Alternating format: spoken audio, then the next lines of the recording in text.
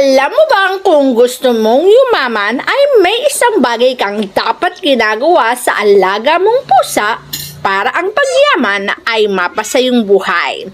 Kapag may alaga kang pusa na laging nagbabantay sa loob ng tahanan at napansin mo na laging nag-aabang sa'yo sa pintuan, indikasyon yan na may paparating na pera sa kanilang master.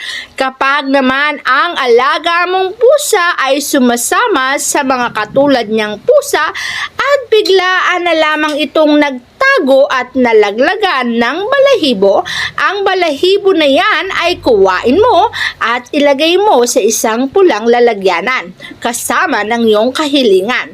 Anumang kahilingan ang ipasok mo dyan, ito ay magkakaroon ng katuparan.